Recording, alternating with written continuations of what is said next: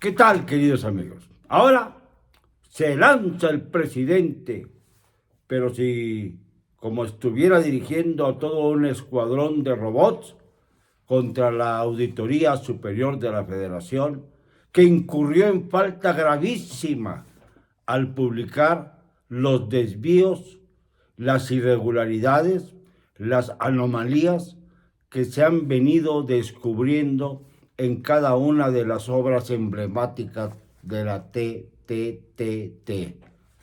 Una verdadera vergüenza que el presidente no acepte nunca ninguna voz que pueda, de algún modo, perjudicar su imagen pública.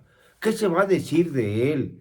Que es un buen administrador, cuando resulta que todos los parámetros para medir la economía están por los suelos. Y ya no lo dice nada más un organismo que surge de la Cámara de Diputados como necesario contrapeso para evitar los excesos del poder, sino lo dice la Organización para la Cooperación y el Desarrollo Económico, la OCDE, quien dice que, si bien nos va, podríamos alcanzar un Producto Interno Bruto cercano al 2.3%. Esto es más o menos, mejor dicho, menos de la mitad, para no caer en peñismos, menos de la mitad de lo que había propuesto López Obrador, de lo que había adelantado López Obrador, como el 5 o 6% que crecería el PIB en este año que ya comienza a ser fatídico y apenas llevamos menos, ahora sí menos, de 2 meses. ¡Qué vergüenza, presidente!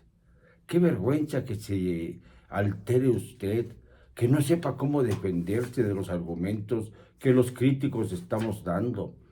Pero críticos que estamos dando los argumentos basados en hechos concretos, no en especulaciones, ni en que creamos en la palabra de una suprema voluntad, sino en hechos concretos. Por ejemplo, la Ciudad de México, es decir, su favorita para ser candidata de Morena, lo cual no quiere decir que sea la futura presidenta de México, porque los mexicanos no somos masoquistas y no creo que volvamos a cometer el mismo error de votar por Morena en la proporción de 30 millones de votantes. No creo, la verdad no lo creo. Pero en fin, la favorita, Claudia Sheinbaum, ha tenido irregularidades en su manejo presupuestario, de acuerdo a la misma auditoría, 4.593 millones de pesos.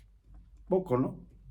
Con eso se hubiera pagado ampliamente el proceso de revocación, llevándolo a lo que cuesta una elección federal, que aproximadamente está en 5.900 millones de pesos. Ese es el costo real de una elección, y se había bajado, puesto que no había que darle dinero a ningún candidato para el proceso de revocación.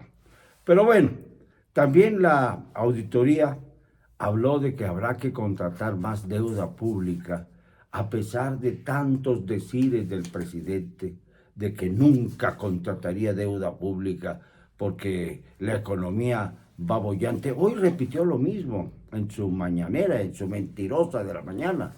Dijo que a pesar de la pandemia han logrado conservar la línea de crecimiento bajo cero. Esto es lo que nos dice, que llegamos a estar a menos 14% bajo cero, y que ha ido pues lógicamente ganando unos pocos puntitos, pero poquitos puntitos, porque no ha logrado resolver el terrible, el apremiante problema de la asfixia económica que padece nuestro país y que sienten ya los bolsillos de todos, los de la clase media, los de la clase baja, sobre todo los más humildes, aquellos a los que dijo que les iba a hacer justicia, que iba a gobernar para los pobres, y que se han incrementado los pobres extremos, 4 millones de pobres más en lo que va de estos nefastos 39 meses ya casi de gobierno de López Obrador. Solo le faltan 31 meses y días Ya no es posible estarle echando la culpa a los conservadores del pasado. Presidente, ubíquese en su realidad porque está usted fuera de ella totalmente. Por eso no le gusta que la Auditoría Superior de la Federación señale que hay 10,000 millones de pesos anómalos, es decir, que no aparecen por ninguna parte, en las obras emblemáticas de su gobierno, que ha integrado para hacerlas y para administrarlas a la Secretaría de la Defensa Nacional. Esta es una burla más de su gobierno, presidente.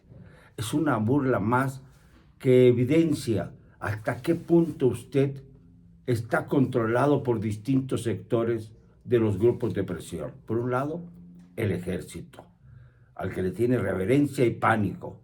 Y por otro lado, el narcotráfico, al que le tiene reverencia y acuerdos de no agresión.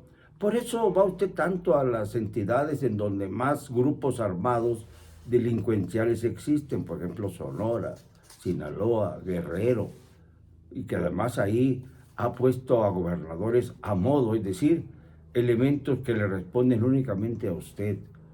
En el caso de Sonora, ahí tiene usted a Alfonso Durazo Montaño, uno de los personajes más siniestros en la trama del crimen de Colosio y que ha ido escalando posiciones a base de ese antecedente hasta llegar a ser secretario de Seguridad Pública en el primer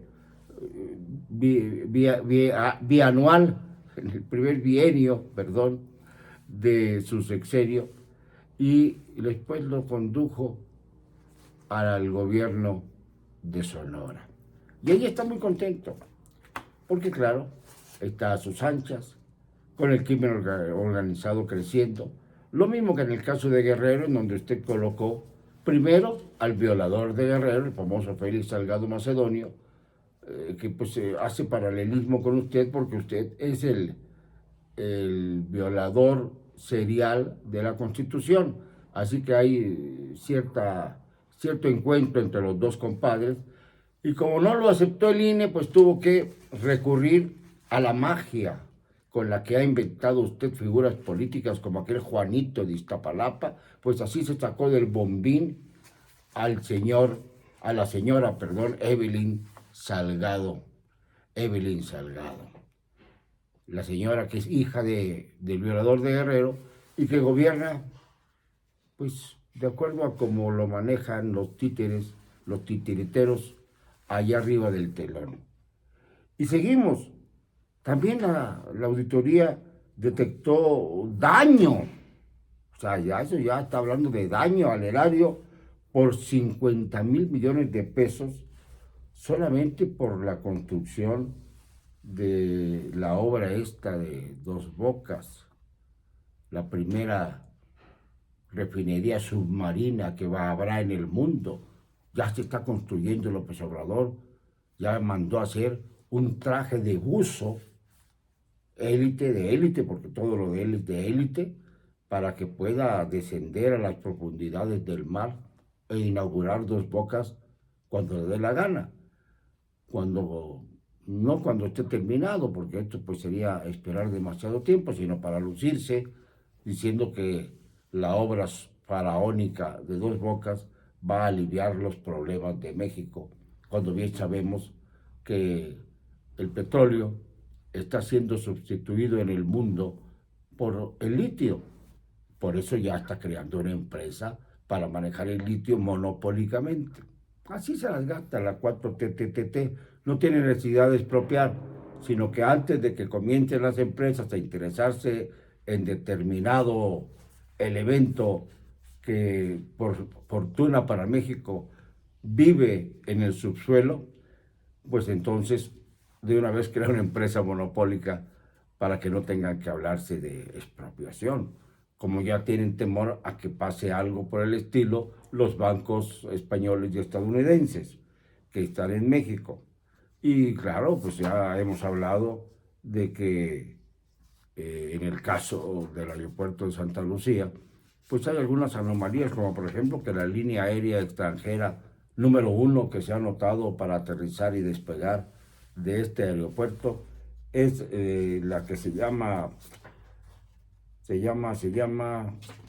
Gornembiasa, que es nada menos propiedad ¿de quién creen? De Nicolás Maduro Moro, el presidente de Venezuela, el que sigue la doctrina castrista chavista, el hombre al que no quiere parecerse López Obrador, pero cada vez se refleja más en él cuando se mira al espejo.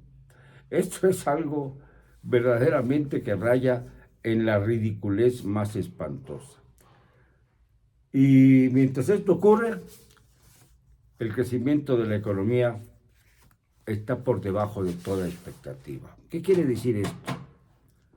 Que como López Obrador está hablando de que va a estabilizar la economía, de que está estable, no sabemos qué va a decir cuando comience a haber algo más que desabasto en las medicinas, algo más que descuido en las políticas sociales tan importantes como atender, por ejemplo, a los niños con cáncer, a los enfermos de enfermedades crónicas que han sido marginados por estar todos involucrados en el manejo de una pandemia que, a pesar de que la mitad del país se ha puesto en semáforo verde, sigue estando viva.